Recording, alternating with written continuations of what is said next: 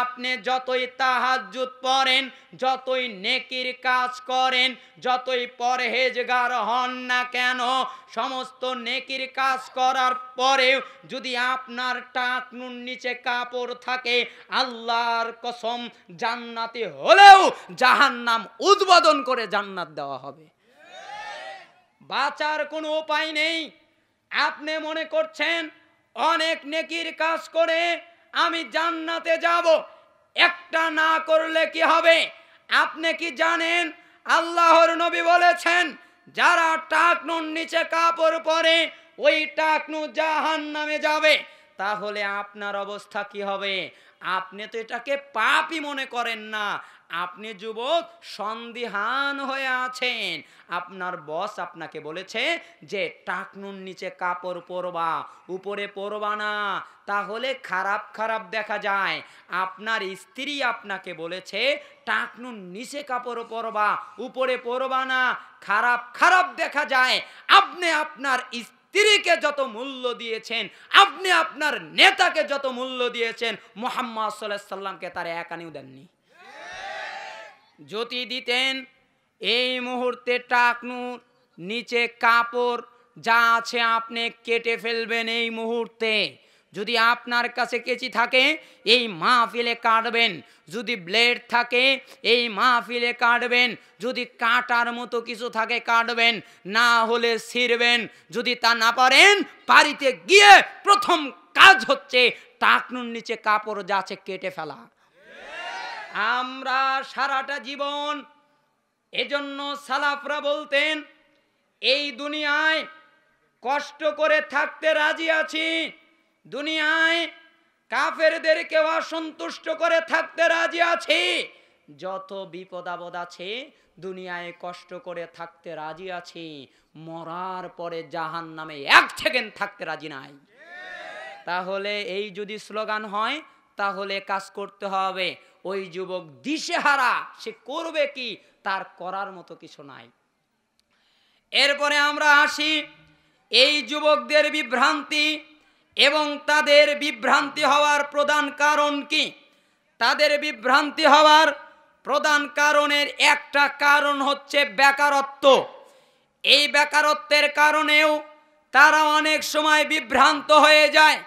বেকারত্ব এমন এক মারাত্মক রোগ যা জ্ঞান এবং দৈহিক শক্তিকে ধ্বংস করে দেয়।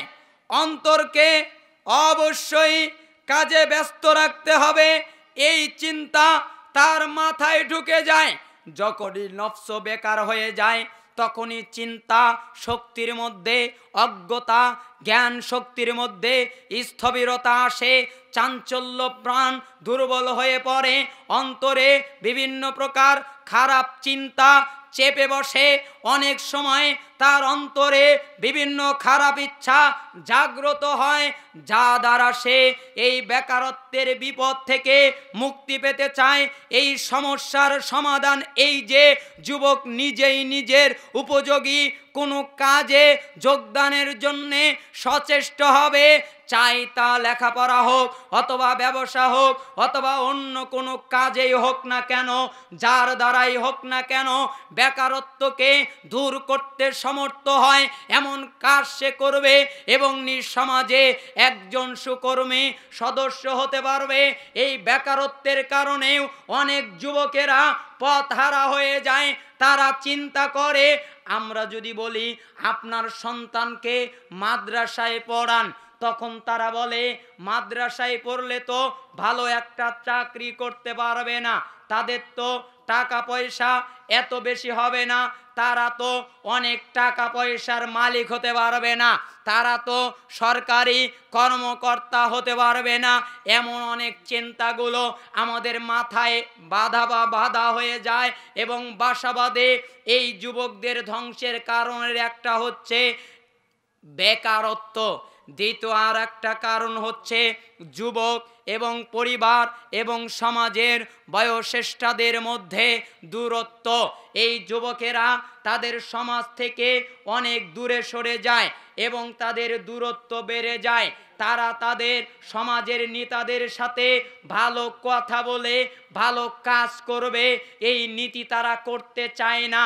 তাদের যারা গভীর জ্ঞানের অধিকারী তাদের বুদ্ধি তারা নিতে চায় না, এ কারণেও তারা পথভ্রষ্ট হয়ে যায়। আর একটা কারণ হচ্ছে পথভ্রষ্ট লোকেদের সাথে সংযোগ এবং তাদের সংস্পর্শে আসা। যুবক এটাও তার নষ্ট হওয়ার কারণ। যখন তার বন্ধু মদখোর হয় তখন সেও তা হয়ে যায়। যখন তার বন্ধু গীবাতকারী হয় তখন সেও তা হয়ে যায়। যখন তার বন্ধু অত্যাচারী হয় তখন সেও তা হয়ে যায়। আর একটা কারণ চরিত্র বিধ্বংসী পুস্তিকাদি পত্রিকা ম্যাগাজিন পাঠ করার মাধ্যমে। তারা যখন পত্রিকা পড়ে তখন উলঙ্গ নারী পত্রিকায় ভেসে ওঠে। যখন তারা ম্যাগাজিন দেখে, যখন তারা বিভিন্ন এই নাস্তিক্যবাদের বই পড়ে এবং তারা বিভিন্ন উপন্যাসের মাধ্যমে নিজেকে সাজাতে চায়, যখন সে বিভিন্ন ম্যাগাজিন পড়ে, যখন সে নাস্তিকদের বই পড়ে, যখন সে উপন্যাস পড়ে, যখন যে তাদের ওই কবিদের বই পড়ে যারা ইসলাম থেকে দূরে, তাদের চিন্তা চেতনা তাদের মাথায়, আর এই কারণে তারা পদস্খলন তাদের হয়ে যায়।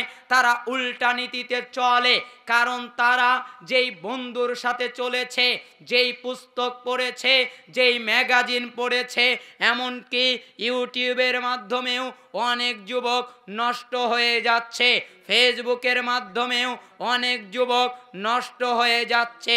ফেসবুক শুধু নষ্ট করে না, কল্যাণও আনে, কিন্তু অধিকাংশ যুবক ফেসবুকের মাধ্যমে নষ্ট হয়ে যাচ্ছে, তার সময় হারিয়ে যাচ্ছে, তার সময় শেষ হয়ে যাচ্ছে। সে গান নাচ বাদ্যযন্ত্রের সাথে ইউটিউবের সাথে লেগে আছে। এগুলোর কারণেও যুবক নষ্ট হয়ে যাচ্ছে। অতএব যারা গার্জিয়ান হবে তাদের উচিত হচ্ছে এই যুবকদেরকে ওই স্মার্টফোন না দেওয়া, শর্ত সাপেক্ষে দেওয়া। আর একটা কারণ হচ্ছে ধর্মীয় জ্ঞান না থাকার কারণে। যখন একটা যুবকের ধর্মীয় জ্ঞান থাকে না, যখন একটা সমাজের ধর্মীয় জ্ঞান থাকে না, তখন ওই সমাজটা পঙ্গু হয়ে যায়, ওই সমাজটা নষ্ট হয়ে যায়, যা সে ভাবতেও পারে না। হয় না? কিসের কারণে? ধর্মীয় জ্ঞান না থাকার কারণে। আজকে আমরা স্কুলে যখন পড়তে যাই তখন দেখি ধর্মীয় জ্ঞান অনেকাংশে নাই। যদিও বা ধর্মীয় জ্ঞানের জন্যে বই আছে, পুস্তক আছে, কিন্তু তার ভিতরে অধর্মীয় যেগুলো ধর্মে নাই, দিনে নাই, এমন কাজও সেখান থেকে শিখছে। এই যুবকদের ছোটবেলায় তাদেরকে তৈরি করা হয়েছে অজ্ঞভাবে, তাদেরকে তৈরি করা হয়েছে অন্য নীতিতে। তাদের মানহাজ, তাদের আকীদা, তাদের চিন্তা চেতনা অন্যভাবে তৈরি করা হয়েছে। একটা বাবা তার সন্তানকে কি শেখাবে?